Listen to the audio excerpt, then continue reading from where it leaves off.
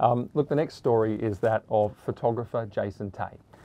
Jason Tay was the wedding photographer in Perth who had a lesbian couple come to him and ask him to take their photos. He's a very well respected photographer. He was actually the runner-up in the International Wedding Photographer of the Year Awards, and he's got an amazing portfolio.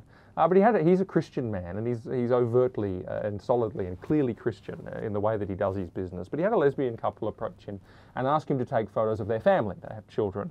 And he said yes, he would do that. But you know, as he reflected on this situation, he thought, actually, if I was them, I'd want to know. I'd want to know that their photographer has something of a conflict of belief.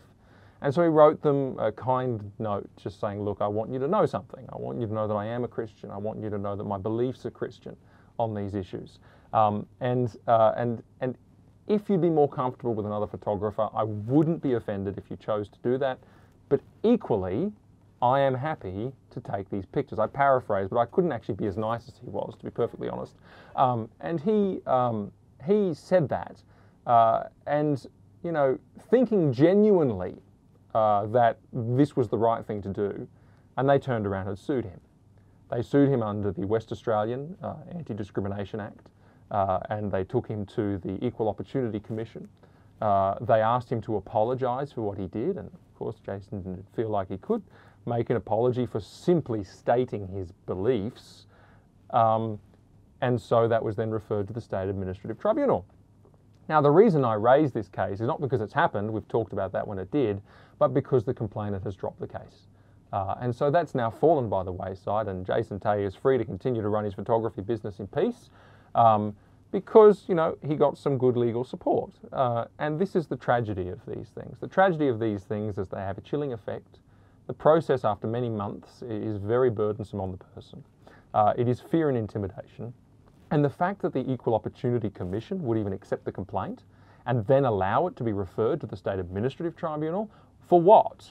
Remember that all Jason did was he merely stated his beliefs. That's all he did. He didn't decline service. He didn't do anything more than that. And so he found himself embroiled in this legal process, which has now been dropped, so we actually don't know what the outcome of that would have been. You know, it's a great injustice, and it highlights the problems with the anti-discrimination regimes, which we're seeing more and more across the nation. And I want to note this, the complaints that are being made are getting more aggressive. They're getting more aggressive because it's no longer just overt acts of, you know, declining service, for example, and other things that are being pursued.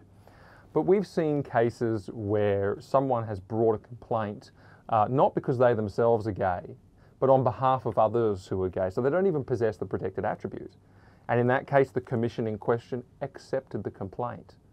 We've seen cases like this where someone hasn't actually really done anything other than state their beliefs, and that has got them embroiled in legal controversy, and the complaint's been accepted and even referred up.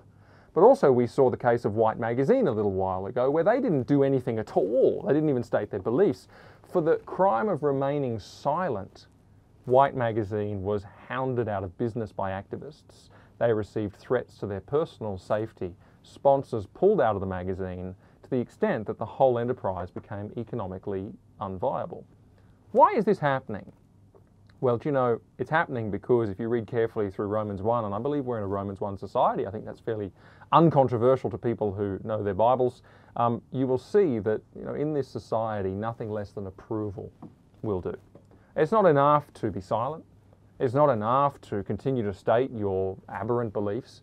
You must approve, and nothing less than that will be given. And I suspect we'll continue to see these matters, but I suspect that these matters will stop so long as they continue to be well-resourced, or so long as they continue to get public attention in the immediate term. I don't know how long that'll continue for, but this is a case of bullying, it's a case of coercion, it's a case of silencing dissent and demanding approval. That's really what's going on. But wonderful news for Jason, that he can get on with his life and he can get on with his business, and we wish him Godspeed.